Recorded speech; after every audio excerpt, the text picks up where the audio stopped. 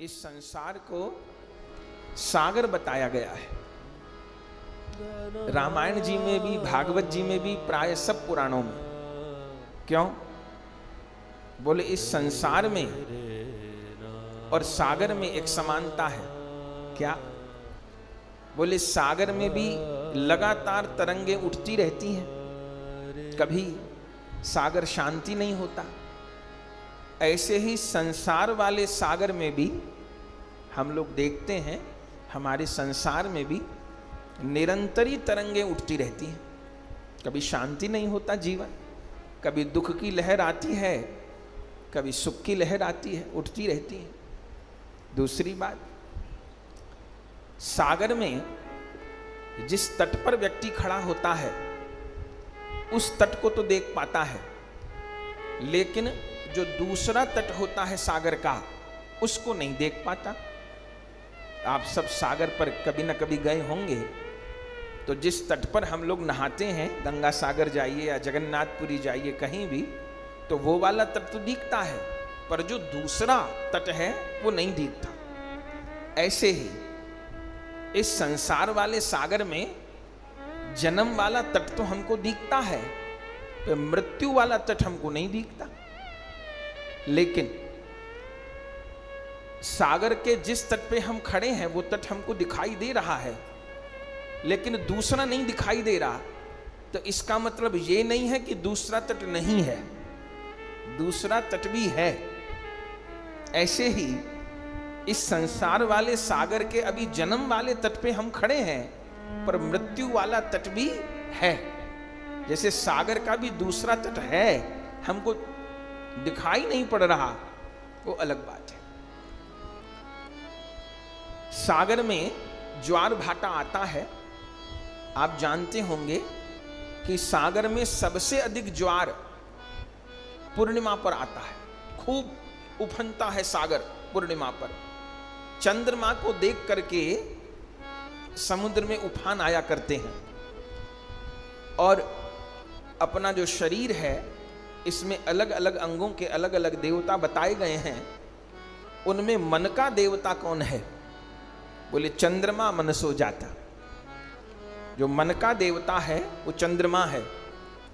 तो जैसे संसार वाले सागर में चंद्रमा को देख के उफान आता है, ऐसे ही हम लोगों के जीवन वाले संसार वाले सागर में मन के कारण ही उफान आता है। जिस बात को हम दुख मानते हैं तो दुख वाला उफान आ जाता है, किसी बात को हम लोग सुख मानते हैं तो सुख वाला उफान आ जाता है। गोस्वामी जी का क्या कहना है? गोस्वामी जी का कहना है, भव सागर चह पार जो पावा, राम कथा ता कह दृढ़ नावा।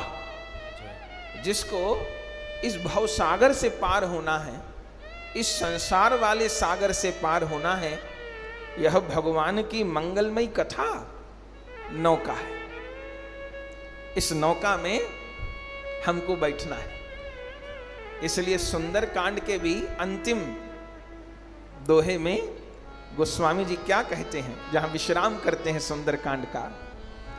सकल सुमंगल दायक रघुनायक गुणगान,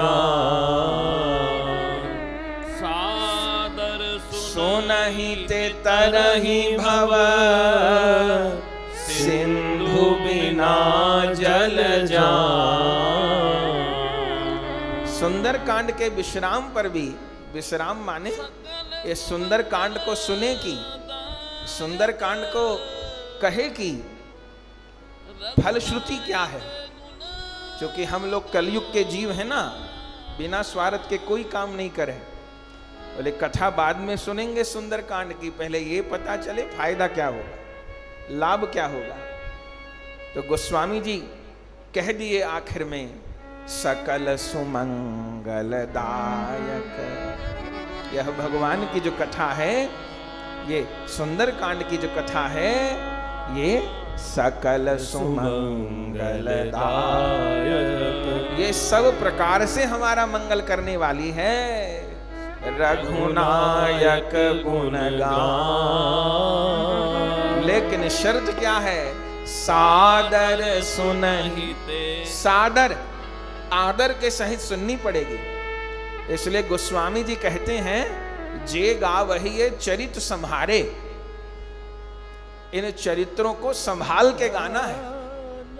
हम किसी सामान्य नायक नायिका की बात करने नहीं बैठे। हम लोग ग्रंथों को उतना आदर नहीं दे पा रहे हैं। ये सिख भाइयों से सीखने की बात है। कितने बड़े बड़े गुरुद्वारे और लाखों लाखों के चंदुआ, छतर और चमर धुलाए जा रहे हैं। लाखों लाखों लोग दर्शन कर रहे हैं, लेकिन उस इतने बड़े गुरुद्वारे में कौन वस्तु की पूजा हो रही है? ग्रंथ ही की तो पूजा हो रही है। और उस ग्रंथ में क्या लिखा है? उस ग्रंथ में श्री राम का, श्री कृष्ण का नाम ही तो लिखा है। उस ग्रंथ में श्री राम की, श्री कृष्ण की महिमा ही तो लिखी है। पर हमारे सिख भाई ग्रंथ का कितना आदर करते हैं। शायद हम लोग उतना रामायण जी का आदर नहीं कर पाते। शायद हम लोग उस प्रकार भागवत जी का आदर नहीं कर पाते, गीता जी का आदर नहीं कर पाते।